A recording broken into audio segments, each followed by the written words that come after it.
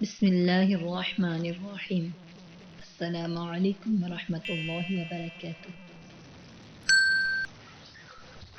حضرت سعد بن ابی وقاص رضی اللہ تعالی عنہ نے فرمایا کہ آپ کو اس کی خبر دیتا ہوں کہ رسول اللہ صلی اللہ علیہ وسلم نے ہمارے سامنے اول دعا کا ذکر کیا ہی تھا کہ اچانک ایک اعرابی آ گیا اور آپ صلی اللہ علیہ وسلم کو اپنے باتوں میں مشغول کر لیا۔ بہت وقت گزر گیا۔ اب حضور صلی اللہ علیہ وسلم وہاں سے اٹھے اور مکان کی طرف تشریف لے۔ میں بھی آپ صلی اللہ علیہ وسلم کے پیچھے ہو لیا۔ جب آپ صلی اللہ علیہ وسلم گھر کے قریب پہنچ گئے، مجھے ڈر ہوا کہ کہیں آپ صلی اللہ علیہ وسلم اندر نہ چلے جائیں اور میں رہ جاؤں، تو میں نے زور زور سے زمین پر پاؤں مار کر چلنا شروع کیا۔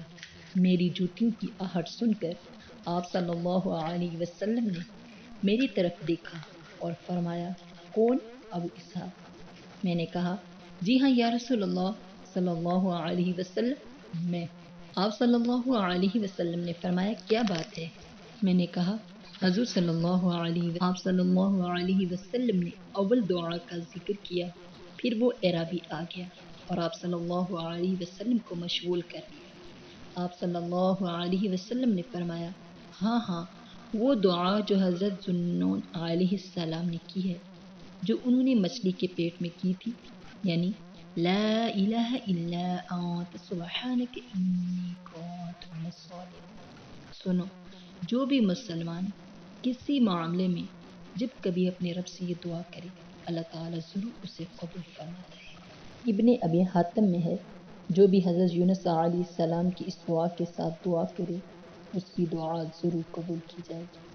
ابو سعید رحمۃ اللہ فرماتے ہیں کہ اسی آیت میں اس کے بعد ہی فرمان ہے، ہم اسی طرح مومنوں کو نجات دیتے ہیں۔ ابن جریر میں ہے، حضور صلی اللہ علیہ وسلم فرماتے ہیں، خدا کا وہ نام جس سے وہ پکارا جائے تو قبول فرما لے، اور جو مانگا جائے وہ عطا فرمائے۔ وہ حضرت یونس علیہ السلام کی دعا میں ہے۔ حضرت سعد بن ابی وقاص رضی اللہ تعالی عنہ فرماتے ہیں، میں نے کہا، یا رسول اللہ صلی اللہ علیہ وسلم، وہ دعا جو حضرت یونس علیہ السلام کے لیے ہی خاص تھی یا تمام مسلمانوں کے لیے عام، جو بھی یہ دعا کرے؟ آپ نے فرمایا، تو کیا تو نے قرآن میں نہیں پڑھا کہ ہم نے اس کی دعا قبول فرمائی اور اسے غم سے چھڑایا، اور اسی طرح ہم مومنوں کو چھڑاتے ہیں۔ بس جو بھی اس دعا کو کرے، اس سے اللہ تعالیٰ کا قبولیت کا وعدہ ہو چکا ہے۔ ابن ابی حاتم میں ہے، کثیر بن سعید فرماتے ہیں، میں نے امام حسن بصری رحمۃ اللہ سے پوچھا، ابو سعید، خدا کا وہ اسم اعظم کہ جب اس کے ساتھ اس سے دعا کی جائے اللہ تعالیٰ قبول فرما لے، اور جب اس کے ساتھ اس سے سوال کیا جائے عطا فرمائے، کیا ہے؟ آپ نے جواب دیا کہ برادر زادی، کیا تم نے قرآن کریم میں خدا کی یہ فرمان نہیں پڑھا؟ پھر آپ نے یہی دو آیتیں تلاوت فرمائی، فرمایا، بھتیجے، یہی خدا کا وہ اسم اعظم ہے کہ جب اس کے ساتھ دعا کی جائے قبول فرماتا ہے، اور جب اس کے ساتھ اس سے مانگا جائے وہ عطا فرماتا ہے۔